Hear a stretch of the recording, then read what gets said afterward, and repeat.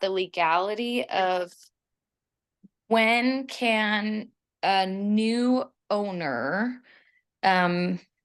send notice, like, okay, so I'm talking about rental contracts, like when somebody purchases a rental property. I know, like, once they have to basically like sign a new rental contract with the new owner, right? Once they take possession.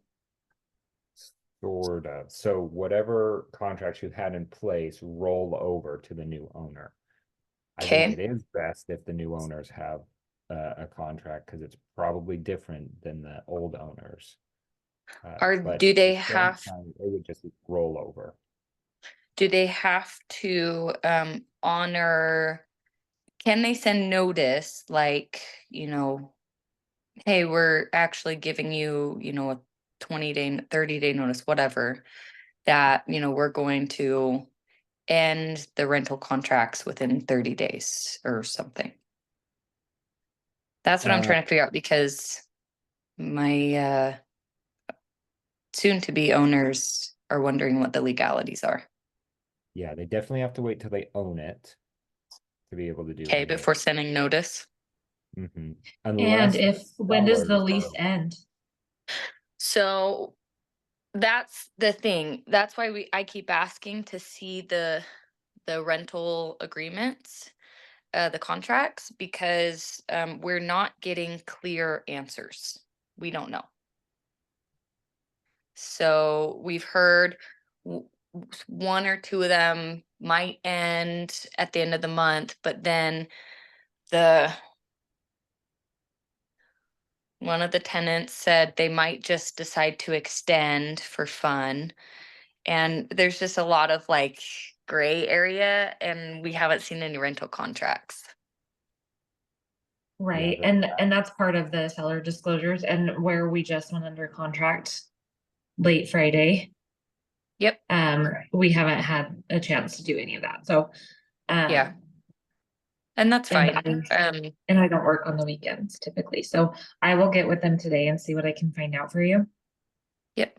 Oh, okay. Thanks. Yeah, I was just wondering, like, aside from that, like, what the process or legalities were with, are they allowed to see something while they're under contract, or do they have to wait till they have the deed in their name, that type of stuff? So it sounds like we have to wait till we close and then they can make whatever announcements they want.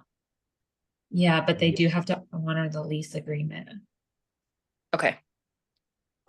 And the little workaround with that is if the current sellers are willing to do whatever, right? If your buyers want them out and the lease Oh, allows them yeah. to give them notice, then the current sellers could do Can that. do that. I would put all of that in writing because it says that nothing's going to change in terms of the lease agreements. So that is something Okay. that would be changing. So you should have like emails back and forth at the minimum saying that the sellers will give notice if they're able to. Yeah.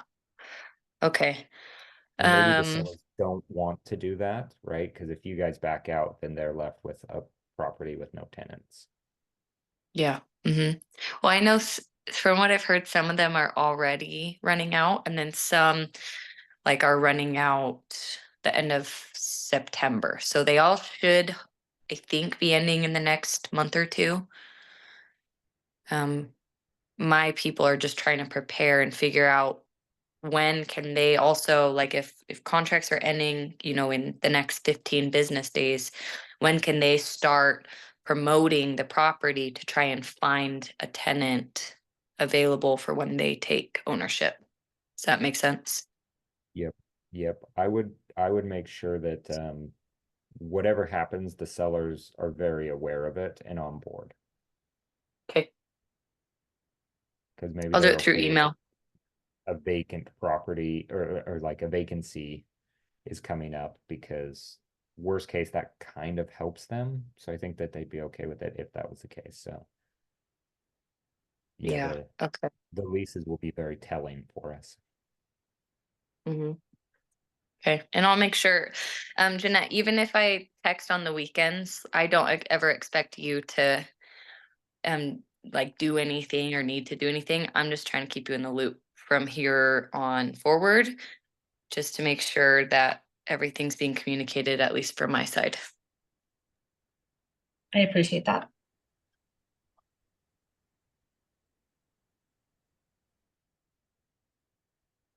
That was my question. So, Okay. yes. Oh, actually I have another. How do you feel about, let's say you send in a request to go tour a property and the agent approves it and then sends a message that says, "Oh, we just went under contract, but you can still go to see it as a backup." Is that something, how would you like, what would you do with that information in terms of communicating to your buyers? Yeah, usually I would tell my buyers, I'm not a fan of showing homes that are under contract. Because if they Yeah. love it, then you can do nothing except write a backup offer and hope that the other offer fails. But then if the offer fails, it usually fails for a reason. So then your buyers will be like, well, why did they back out? Mm-hmm. So typically it doesn't even work out in your favor. So I think it's a waste of time. Okay. Okay. Good to know. I was feeling that way. I just didn't know if it was Yeah. kosher. Yeah. Like, oh shoot, you drug your feet too long. We missed out on this.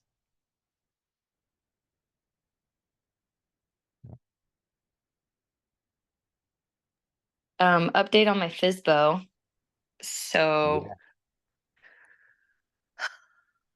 remember how like I said they were crazy town? I spent a Mhm. lot of phone calls with them, like after I looped you back in. But then they got really weird and they started like acting like I was a scammer or something, and treating me like I was like trying to rip them off.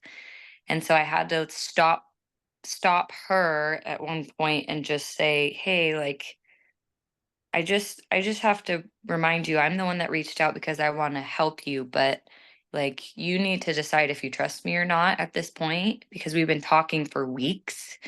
And if you don't trust me, then let me know, and you tell me that, then I'll just bow out. But if you do trust me, then you need to trust me enough to let me sell your house."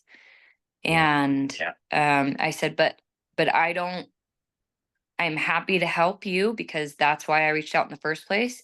But I'm now understanding that everything I'm saying, you're taking notes of and then comparing it to everything I've said. And she did it in a way where it like made me feel like I was on trial. And she kept asking these like, "Well, what do you think about the price of this?" And I just kept saying like, "Well, I don't know. It just all depends on this and that." And she's like, "Well, you're not giving me straight answers. So I just don't know if I can trust what you're saying, because last time, you estimated this, but now you're estimating this." And I was like, "I'm not going to feel comfortable working with you if I'm going to be on trial the entire time. And so like I just need you to decide and let me know." And that was the last I heard from them. And then they went live on the MLS yesterday with another agent. Mhm. So not What a they lot end of up love listing lost for? from me though. What was the list price that they put? 899.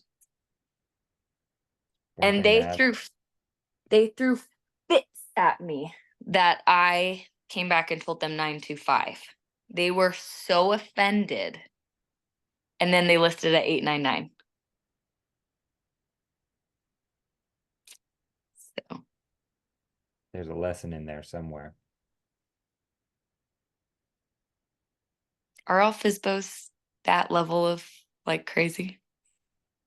Um, no, but there is definitely some level of crazy in all of them. But most sellers have some crazy in them, to be honest. Yeah. I mean, oh, that's true. Okay. Maybe I just need to prepare differently, like prepare myself differently. Because, yeah, at Yeah, the end of that, I losing a was like, listing sucks. Losing a listing of crazy people sucks a lot less. But what you should do is analyze this and try to think like, okay, how could have I started completely different in such a way that I would have got an agreement signed? Like, what did I need to go over, or what objections came up that I don't feel like I covered well enough, or that they kept bringing up, so I obviously didn't get past. Like, there's something, there's some reason. Yeah, I can tell you what it is. I wouldn't take a 1% commission. Hmm. Which is It, funny, even if you were to take a 2% commission at the price that you think it should sell for, if you were able to get that, that's higher than they listed for. yeah. So, yeah, I mean, yeah, anyway, it was just, but they told me like they were constantly interviewing like a list of agents. Like I was one of many that they were constantly calling. And so I think they also just got in this loop of just like, well, we're just going to keep over interviewing everybody and then comparing what everyone says to each other. So, yeah, I think I also reached a point where I was like, I don't think I want to work for you. So, yeah, it's okay Yeah, though. I don't. My other buy sell, the referral from my last buy sell just finally got their approval. And so we're going to look at houses tomorrow. But I made it very clear, like we will go look at some houses, but I want us to get a game plan in place for getting your house listed, because the goal is to not have to put in an offer with a contingency. So let's make sure we have like a solid game plan in place so we can work towards selling your house um, while we're looking at houses to buy. So, Yeah, love it. Keep it up. You got a lot going. yeah. Any words of wisdom? Don't stop. Believe in. Okay, Don't stop I believing. won't. No, keep it up. Keep your lead generation going, even though you have a couple of people on Yeah. uh the hook. Just keep it going. Yeah, I was gonna send out the fall festival text to just everyone in my pipeline Hmm. and probably also send it out to my Facebook leads. So, Are you gonna pay for people, or no, like you did last no, time? I just tell them I can get them. I've negotiated a deal and this is what I can get them. Love it. So, yeah, nope. But people seem fine. Like, yeah, I'm okay with that approach because it's cheaper than what they would normally pay and it's Do you know what the exclusive. cost is at Jakers to get in and They get a pumpkin? Oh, not aside from our cost. Yeah, Let me see. the website does Jakers. not tell you. Oh, it doesn't? Mhm. No. I remember looking at it last year. Um, no, I want to say it's like $12. Like it's not super expensive. Believe that. Maybe 15, but I don't think it's above that. Yeah, it doesn't. So do you not feel like it's a deal? No, I think it probably is a deal.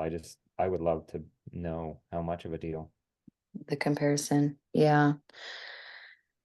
Um, yeah, I don't know. Well, well. All right. This week we got a lot going on. So I'm at Mega Camp. Yeah. Um, so I'm not going to be here tomorrow and Wednesday. Hunter said he'd jump on. Jeanette, you should probably filter everything that he says. Just kidding. Just kidding to Hunter. Um, Today, nope, tomorrow is Tuesday. Tomorrow we have at 7 a.m. on Connect. If you go to agent.kw.com and click on the little top black bar and to connect, you can watch Gary Keller's vision speech. So he's going to break down the market on what's going on starting at 7. It should be good. Then Becca Summers is teaching the budget model at 9:30, and then team meeting at 11. So it should be busy. Kevin's getting ready for Ignite right now. So deliver your value is what it is today. It's a great one, especially with all the changes with the buyer broker. Being able to deliver your value is huge. So get ready for that. And this week for the DTD2 is M and X. Oh, let's see. Morris. Can't think of an X. Xavier, but that's a first name. Morris was the only M I could think of. Miller. Ooh, I have a Miller. That's it. That's all I can think of. So call those M's and X's. Go crush it this week.